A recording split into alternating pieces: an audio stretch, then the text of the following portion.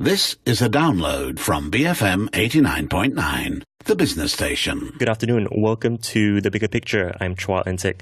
On the show today is Professor Anthony Milner, a visiting professor at the Universiti Malaya's Asia-Europe Institute and one of the foremost experts on Malay and Malaysian history.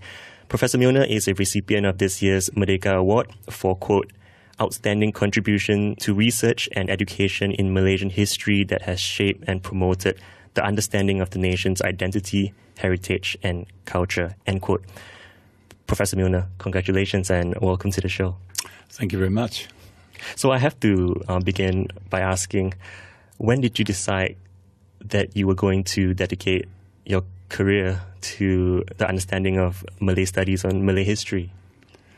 Oh, I think I got interested in Malaysia when I was at a university student, and I came for a student exchange scheme to Malaysia, and I was fascinated by it and fascinated by travelling down the east coast and then up into Thailand by boat, actually, along the southern Thai coast at a time that was quite extraordinary. So I was fascinated by Malaysia in that period. But basically, I'm an Australian concerned at that stage to learn about the countries which were developing around Australia and to understand I suppose, the way those countries were developing, the sorts of thoughts and aspirations that were dominant in those countries. And at my university, they were quite, which was Monash University, there were really quite good records on Malaysian history. And so even though I was studying Indonesia and Vietnam and so forth, my actual research began to drift toward Malaysia. And my interest always was to try to get at some sort of, for an outsider anyhow, some sort of inside view of Malaysian aspirations and processes and whatever.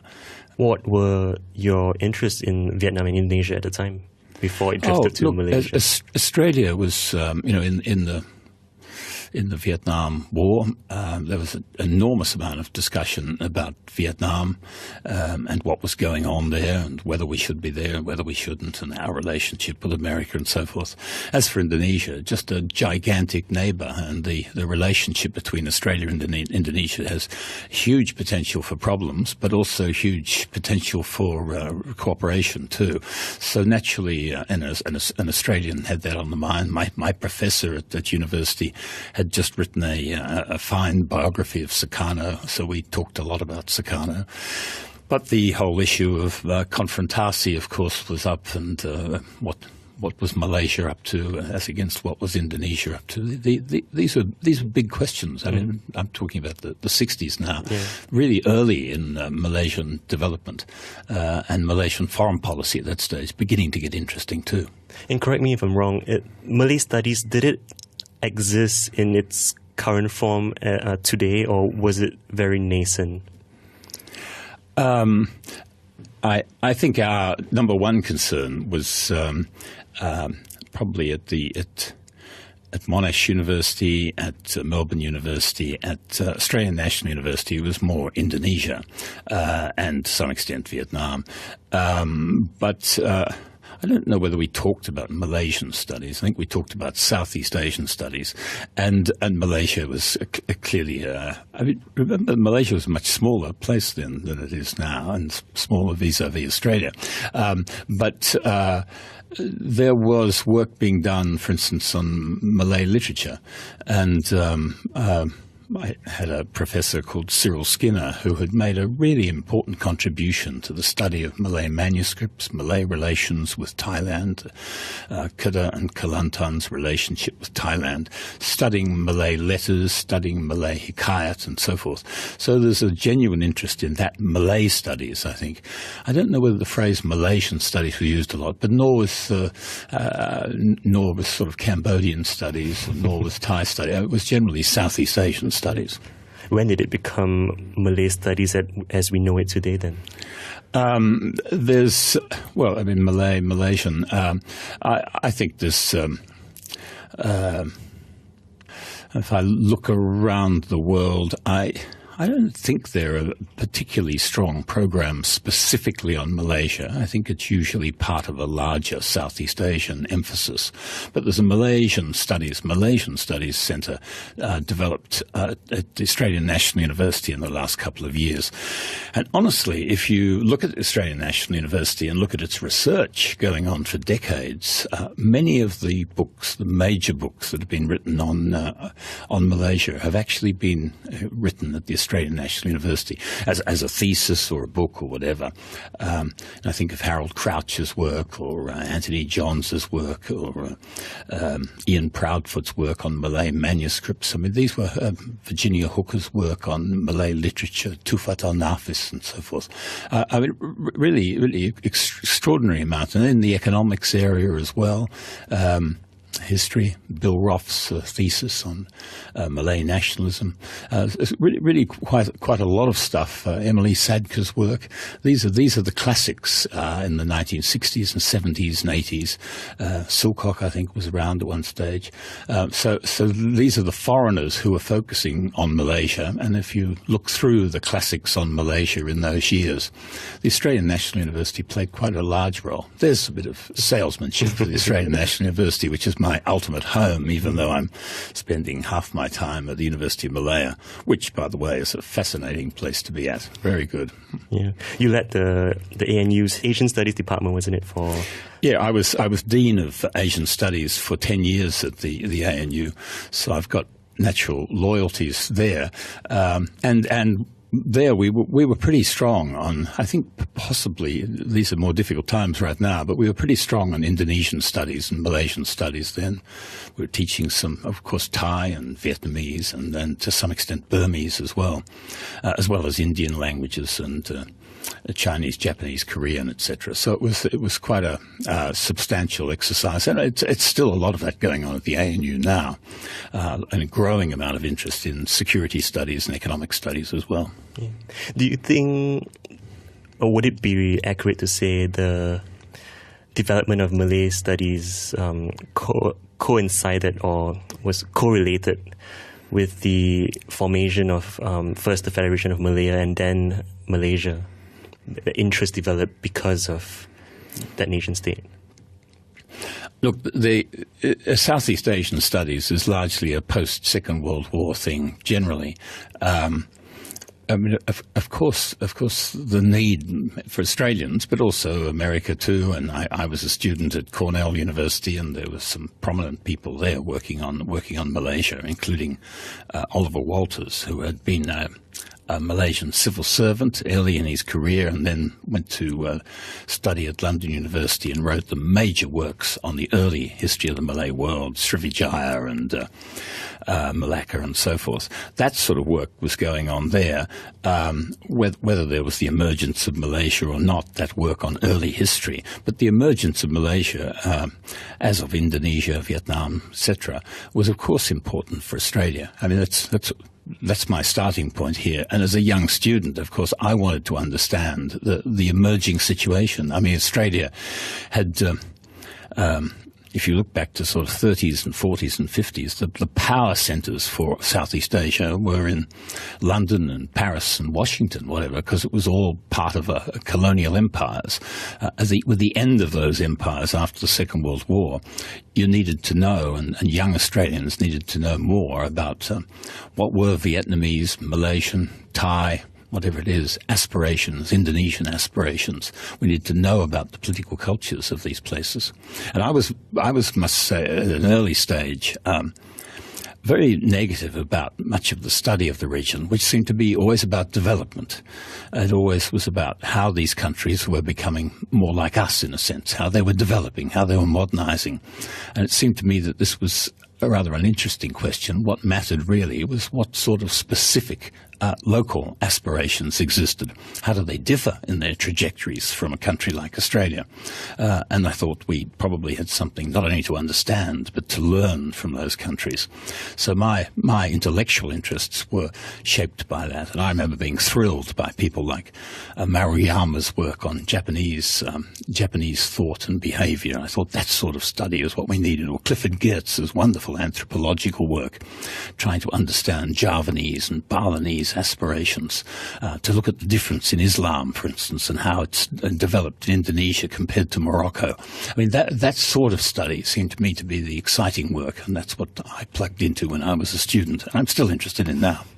Is it easy to get access to those kinds of aspirations from within? Because were there much writings of people from the past, from this region? Were there much texts you could look to, or historical records you could look to understand? So where was your starting point? How did you go about trying to fulfill those intellectual curiosities?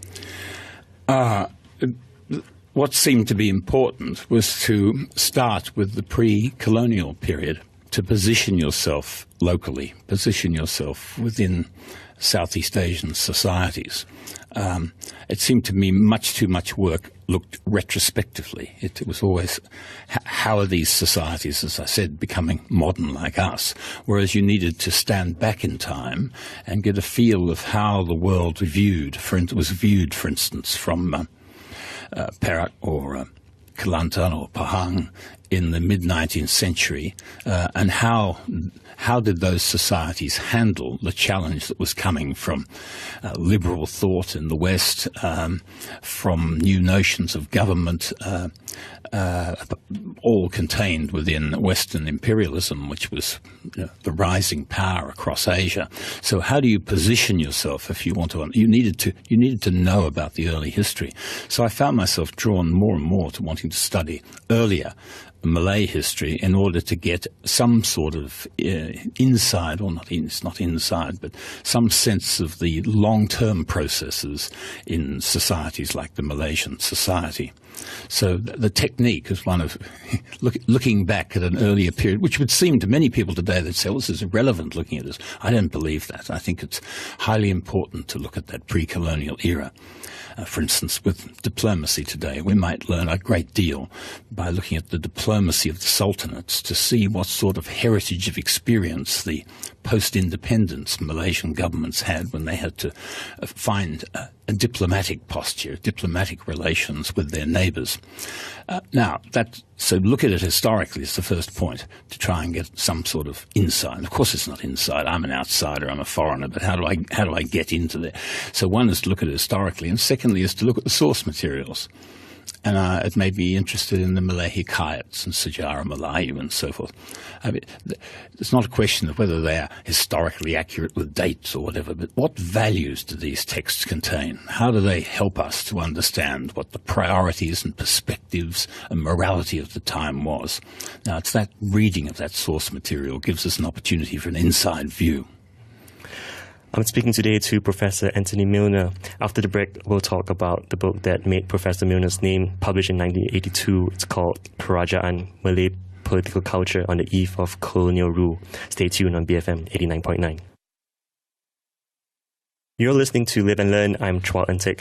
With me today is Professor Anthony Milner, visiting professor at the Asia-Europe Institute in Universiti Malaya and a 2017 Merdeka Award laureate for outstanding contribution to the people of Malaysia. So I teased that we're going to talk about the book that you published in 1982, and you sort of covered some grounds on the themes you highlighted in that book. But I was interested in the word Kerajaan because we use it to mean government today, and you wrote that it's more accurate to see it as rulerness, or the condition of having a ruler. But I thought it also could mean kingdom. Is it not more accurate to see it as a progression or as a result of the sultanates? Yeah, sure. I found the word interesting because, for a start, when you looked up some of the early dictionaries, they had so many different, some of them said Kerajaan meant ruler, and some of them said kingdom, and others said the condition of having a Raja. Some said government. It's vague, and it's vague because it's alluding to a different theory of the state, a different theory of politics, it seems to me. It's a polity that's focused on the ruler. you are a subject of a ruler. It seems very personal in a way. You're not defined by being in a territory. It's not about being in a territory. It's not being in a bureaucratically defined state. It links to subjecthood. So it's a concept it's difficult for us to get our minds around. It's sort of, to say kingdom, you could say it quickly and say, oh, it doesn't really. Well, there are lots of kingdoms, but in fact, this is a very sharp understanding. It's very, very, very important, I think, for getting into the pre-colonial political culture. So it is problematic, and that makes it interesting. It's not a problem, not a negative problem. It's a good one. So what you say is subjecthood. So regardless of where they are in the world, their loyalty belongs always to the ruler. Well, I mean, I wrote this book because there had been, of course, work done, and interesting work, important work done on the pre-colonial political systems of the Malay world. But the work was not so much on the political culture, on the values and perspectives, and that's what I wanted to get at. And so, in order to answer your question there, you could be living in the same area as people of another kerajaan. And of course, that's very difficult for us to get our minds around today, but your neighbours may be in one kerajaan, you may be in another. What matters is your allegiance to that ruler. It doesn't mean the allegiance has to be there forever either. I mean, you were not allowed to, I think the concept of dahaka, of treason, of course, is very negative and much discouraged, but you could leave. And it's quite clear from Malay texts that people, when they didn't feel that they had a fulfilled relationship with a specific ruler, would move to another kerajaan. If they couldn't achieve their aspirations, if there's something wrong with that system, they could go elsewhere. And you get the impression sometimes of different rajas almost advertising for subjects. There's a competition going on. They didn't care much about territory. I mean, I'm just reading documents in the last couple of days to do with Raimi Che Ross's work on the letters from Terengganu in the mid-19th century, which was launched just yesterday. But these letters make clear, and this data there makes clear, that the rulers were not particularly interested in defining their states. One sultan was asked by an Englishman, where does your state stop? And he said, up the river somewhere, I'm not quite sure where. But they were very keen to define their relationship with subjects, and a ruler losing subjects would be reported to be very worried about that. And other rulers clearly doing their best to attract people to come and live within their sphere, within their kerajaan. So this sort of competition going on for subjects. And if you messed up your state, your kerajaan, your political system, you'd lose subjects, and that would damage you in your status with other rulers. So it's a somewhat fluid system, as I understand it anyhow. Kingdoms, as we might put it, going up and down. So the strength of a kingdom is defined by how populous their kingdomhood is. Wow. Yeah. The idea of prosperity is to do with subjects, the number of people there, attracting people to your kingdom. You want as many as possible. Mm-hmm. I don't know if this is a fair question to ask, but is it possible to pinpoint when does Malay history begin? We have sources from South Sumatra, which are in inscriptions in language which appears to be early form of Malay, and so we imagine Srivijaya. Srivijaya is an early Malay kingdom, and we see from the few sources, and they're not very rich sources. There are Chinese accounts as well as some Arab accounts, but mainly some Malay inscriptions. But you see signs of the same sort of system that then we see much more evidence of when we get to Malacca, and then we get to the different states, Terengganu, Pahang, etc., on the peninsula. There are certain continuities there, but that goes back to the 7th century. I don't know how far one could go back beyond that. It's all a question of what evidence one has, and I'm simply making the point that I think it is extremely useful to dig into the world on the eve, at least on the eve of colonial presence here, to get an idea of the political culture there, and then to begin to ask questions about how that relates to certain facets of modern Malaysian society. Mm-hmm. And what's the connection that you want to draw? Oh, I think probably this would be a long discussion, but there's something about the top-down leadership in this society that seems to me links back to that period. I think it's a very top-down system here. I think there's a great emphasis. We sort of see it, but we don't comment enough on it. Royalty remains enormously important, and aristocracy and status in this society, and ritual, I suppose. I think that's very important. I think the relationship between government and the economy, the extent to which the government's involved in this economy, involved in business, again has very deep roots in Malaysian history. I think the plural society does. I mean, I think it's important that looking back at the earlier Malay states, there was a division. The foreigners were independent entrepreneurs. The extent to which Malays were in business, they tended to be linked to the Sultan. This seems important, so that so you have what we think of as sort of independent entrepreneurial middle-class business is mainly handled by foreigners. Now, that's a convenient system, it seems to me, in the old Malay world. As money tended to mean power, a ruler really would want to have his clients, his subjects, in key economic position, if you like. And there's a sumptuary law system, too. You live the material life, your clothes, your living style, etc., would be linked to your status in the polity. So it's locked in. I mean, the Malay society focused on the ruler lacks, it seems to me, I think, from what the evidence suggests, it lacks entrepreneurs, independent entrepreneurs not connected to government. On the other hand, the Chinese and other foreigners could run business which was more or less independent of government and trade with the rulers and so forth. Now, you can see there the origins of the current division in Malaysia, the division which government's been trying to handle with a new economic policy and its successors.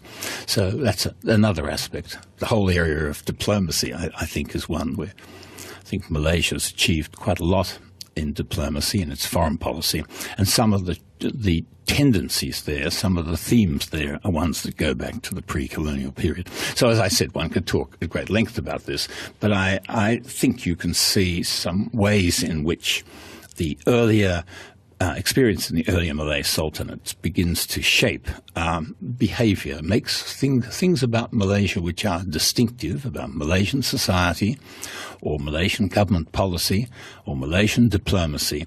Some of these distinctive things have origins back in the pre-colonial period, and I think it's worth investigating that, and it helps to get some sort of inside view and, frankly, some greater respect for what Malaysia's been trying to do. What can we learn from how they deal with the Indian subcontinent and China? Well, when we watch Malaysia today, this is really tricky stuff. And as an Australian, I'm watching. Australia's faced with the problem of having a massive economic relationship with China, but a very sharp and important, overwhelming, in many ways, security relationship with the United States. How does Australia balance these things? Or we look up to Malaysia. Malaysia's had centuries of experience of this. I mean, look at the Kedah Sultanate and how it was dealing with Thailand, how it was dealing with Burma, how it then had to deal with rising powers like the Dutch and then the British. The juggling of this, the way in which these sultanates in ways embraced rather than just pushed back. They socialized the big powers. The way in which Malacca, for instance, handled China and used the China relationship, not worried by it seems, by the hierarchy, but how do you benefit from the hierarchy? There's a wealth of experience there that I don't think it's a frivolous point. I think there's a wealth of experience there which we need to study. Mm-hmm. And Australia is going to have to perhaps look at countries like Malaysia and say, you guys have had hundreds of years of experience. So dealing with China on the one side, America on the other, Japan, of course, India, of course. It's not just a question of balancing these things out. There's more going on than balancing power. There's a notion that's been very strong in this country of a sort of moral balance too. Malaysia, there's a theme in Malaysian foreign policy. We're open to all sides. We're open to all ideologies. Malaysia wouldn't join the American-led SITO organization right back in Tunku Abdul Rahman's time. Wouldn't join that. It was a Cold War organization. Malaysia didn't want to take a Cold War position on one side rather than the other. It wanted to be open to all sides. It's not just a sort of balancing of power thing here. It's a moral preference to be open to all sides, to be friends with all, seem to be the theme. That's a deep tradition here. And you see Malaysia even willing to deal with North Korea with all the problems that were dealt with there. But I think these are interesting themes. And the other one, of course, is the Malaysian tendency to want to build a region. And I think the way in which Malaysia, the sultanates, built relations, the care they put into building, and the literal phrases in the text of sort of building a sort of reciprocal love with another ruler, creating these firm relationships with your neighbours. Gosh, you then look at Malaysia and ASEAN, and Malaysia's actually quite quiet about its activism with ASEAN. But as far as I can see, looking through the record, Malaysia has been one of the great energetic proponents of ASEAN, keen always to build a community, and not just as a sentimental matter, of course, or not just for economic reasons, but the belief that if we can build a strong community with ASEAN, that will have an ultimate safety, an ultimate security advantage. Now, I think you see some of those tendencies going back in the sultanates. Reading something like the Hikayat Hang Tuah, which would seem to be such a luxury and have nothing to do with modern politics, but some of the themes in the Hikayat Hang Tuah, I'm not talking about the accuracy of details there, but the themes there are really quite important and probably influencing Malaysia in more modern times. Yeah, you say it can provide insights to young Malaysians today. Maybe I can get you to elaborate on that. How can Hikayat help us live in the modern century? Well, I was talking with a colleague yesterday about this, and he was saying how much work has been done on translations of great texts from Japan and India, and how little has been done on Southeast Asian texts. So some really quite prominent series like the Penguin Classic series has these Japanese and Indian texts, Chinese texts. There's a lot to be gained by reading those classics. Those classics help to shape a society. I would have thought that there is a much better English translation now and some very good Malay transliterations in Rumi of the Hikayat Hang Tuah. There's a text which needs to be discussed again, thought about again, as key to a Malay tradition, not argued about details about whether this person or that person existed or whatever, but to see it as a sort of diplomatic manual, a manual about political culture. Pushing that stuff at school may give, it adds to dignity too. It gives a sense of some background in your society. Look what's happening in China now. For all its enormous modernity, there's a great pride in the Chinese past as well. And I think that pride in the Malay past is important. And some of the traditions that I'm identifying now, they help you to explain problems today, but they also help you to explain some of the things which are distinctive and special about Malaysia, and I've been choosing things about Malaysia's rather subtle diplomacy. It has its problems, of course it does, but it also has its subtle advantages. And maybe it's that reading of those classics again and presenting of those classics in a way that makes them easier reading, easier to discuss. Theatre can be done, of course, around classic texts or adding to their glamour and attractiveness. Where do you see innovation happening today in this field of Malay studies and Malaysian studies? Look, there's a whole. I'm talking specifically now about classical Malay literature, and a lot has been going on that, not just in Malaysia, but in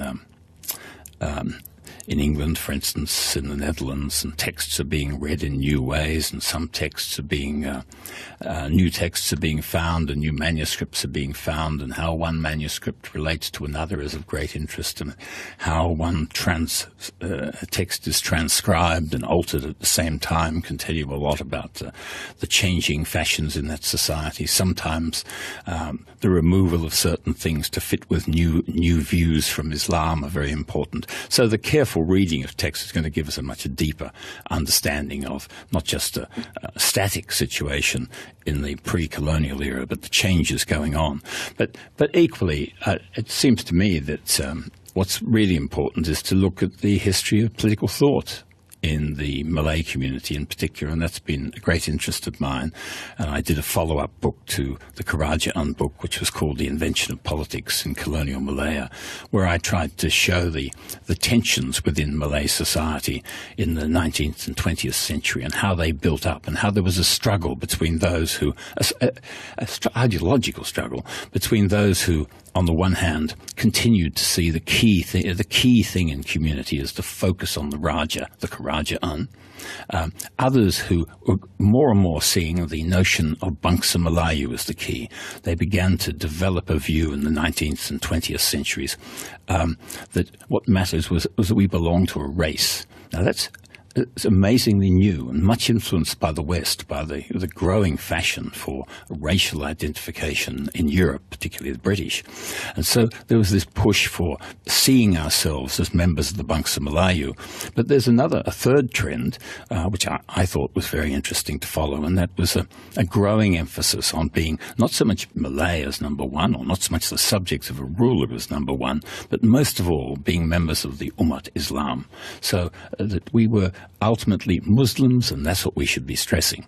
Now, that's a sort of tension existed, it seemed to me, between the focus on the Kerajaan, in that sense of just the monarchy, as allegiance to the monarchy. Secondly, the focus on the Bangsa Melayu and being members of a Malay race. And thirdly, the focus on being members of the broader Islamic community, which went, of course, well beyond Malaysia.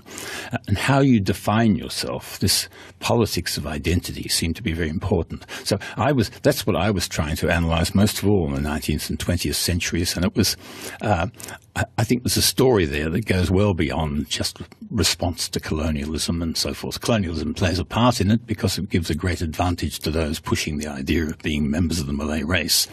But I thought it was important to distinguish these different traditions. Now, maybe I haven't caught all the subtleties, of course, in that, but the point I wanted to make was that it was wrong to tell the story of the 19th and 20th century as nothing but the growth of Malay nationalism. And some people had done that. One major book had taken that line. Interesting book, but it had always focused on the building of Malay nationalism. And I thought what was important to understand was not just what united Malays, but the things which were dividing Malays. And I think we're watching that now.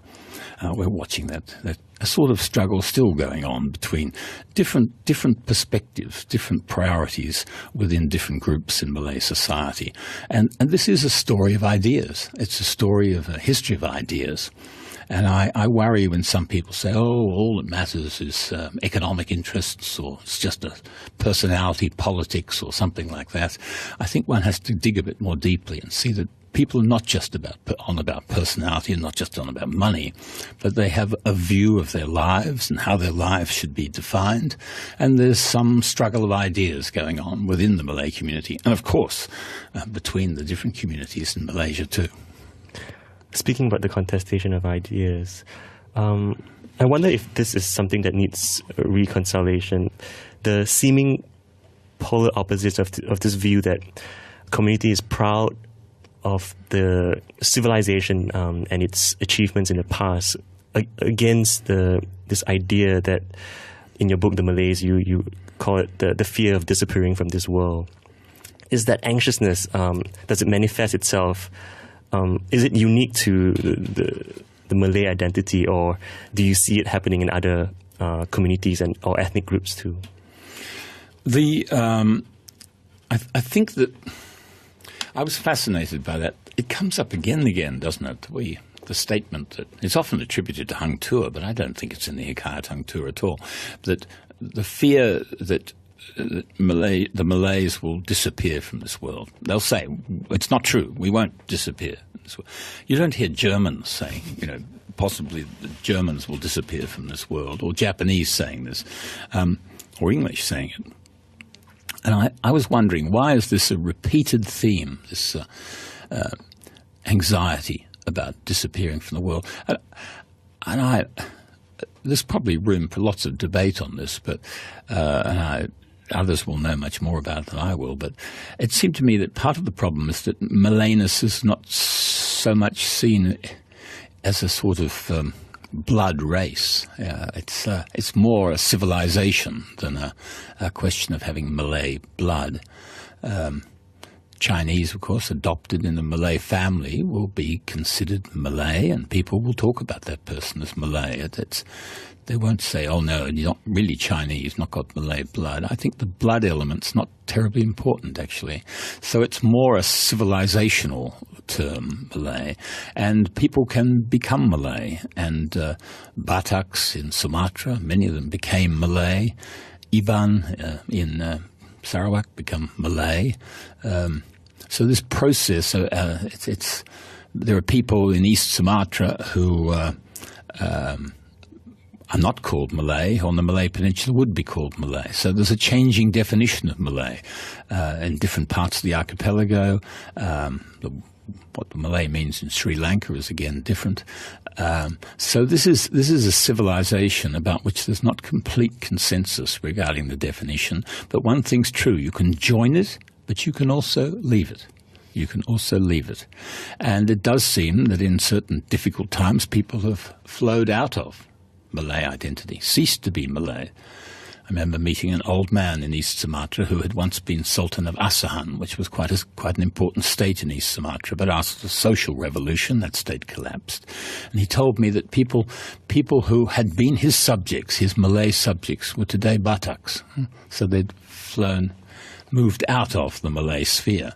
So I suppose there's a sort of logic to this, that you can talk about Malays disappearing in one sense, not that they disappear as human beings, but they could leave, just as they can join and masuk Melayu, they can also leave the Malay sphere.